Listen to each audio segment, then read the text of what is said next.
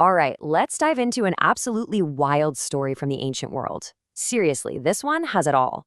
We're talking about a desperate alliance between kings, a miracle that seems to come out of thin air, and a battle that ends in one of the strangest, most unsettling ways you can imagine. Let's get into it. So, here's the big question that sits at the heart of this whole thing. How can simple water, of all things, actually win a war? And I don't mean a massive flood or some kind of naval battle. I mean water that literally appears out of nowhere in the middle of a desert and completely changes the outcome of a conflict.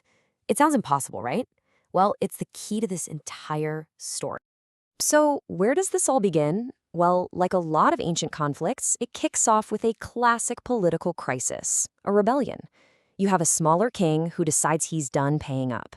And that single decision sets off a chain reaction, leading to a huge military coalition that marches straight into a disaster. Now, we need to talk about what this tribute actually was. This wasn't just some symbolic payment. King Mesha of Moab was on the hook for 100,000 lambs and the wool from another 100,000 rams every single year. That is a staggering amount of wealth. So for him to just stop paying, well, that wasn't just him defaulting on a debt, that was a declaration of war. Okay, so let's meet the main characters in this drama.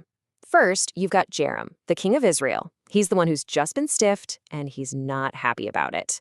He calls up his buddy, Jehoshaphat of Judah, who's known for being a pretty devout guy. They also rope in the king of Edom, and boom, you've got a three-king alliance. And on the other side, the man who started it all, the rebel king, Mesha of Moab.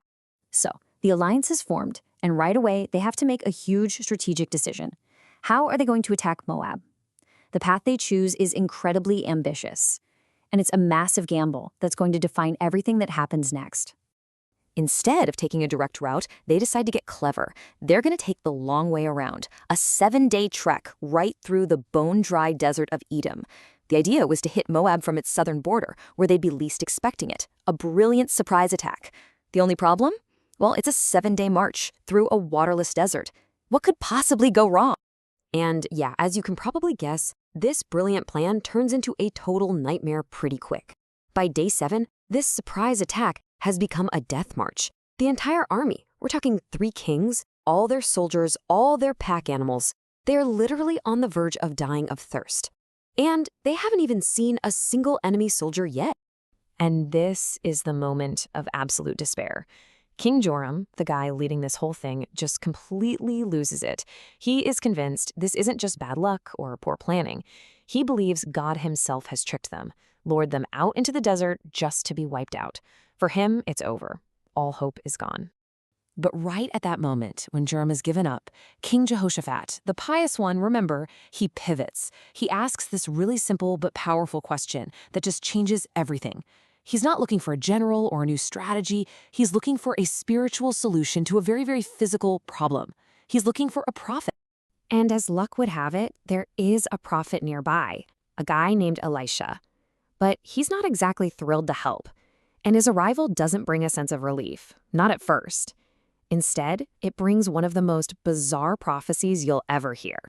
I mean, just listen to this. Elisha tells this army, who are literally dying of thirst in a dusty, dry valley, that the valley is about to be filled with water. But, and this is the truly weird part, he says you won't see any wind, you won't see any rain, there's going to be no storm, just water. So the prophecy really comes in 2 parts. It's not just about survival. Part 1 is the miracle, water out of nowhere. But part 2 is the promise.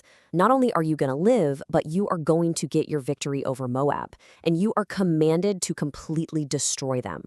So the next morning comes, and the prophecy comes true. But here's the twist. It creates a life-saving miracle for one army and a fatal mirage for the other. This is the moment the entire conflict pivots. Okay, so you have to picture this. The Allied army wakes up, and there it is. The valley floor is covered in pools of water, just like Elisha promised. It's a miracle. At that exact same time, the Moabite army, watching from a distance, looks down into that same valley. But the rising sun hits the water at just the right angle. And to them, it doesn't look like water. It looks red. It looks like the entire valley is filled with blood. And so they make a fatal mistake. They jump to what seems like the most logical conclusion. The three kings must have turned on each other during the night and fought it out. They figure the battle's already over, and all that's left is to run down there and grab all the loot.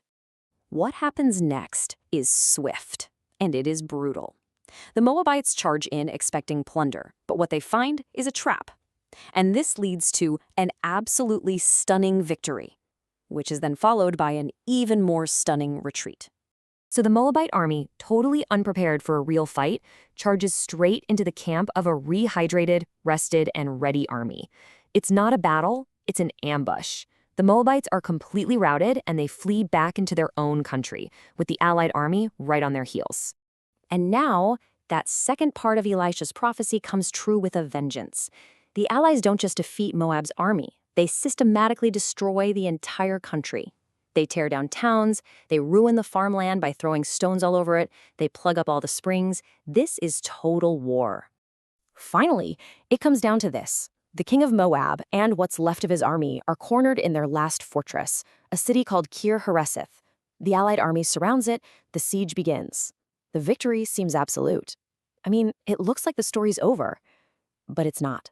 With absolutely everything lost, the king of Moab makes one final, horrific move. He decides to make the ultimate sacrifice. Right there, on top of the city wall, in full view of the attacking army, the king of Moab takes his own son, his heir, the next king, and offers him as a burnt sacrifice to his god. It is an act of pure, absolute desperation. And the reaction from the attacking army is immediate and, frankly, baffling. The text says a great fury came against them, but what does that even mean? Were the soldiers so horrified by what they saw that their morale just collapsed? Was it some kind of supernatural attack from Moab's god?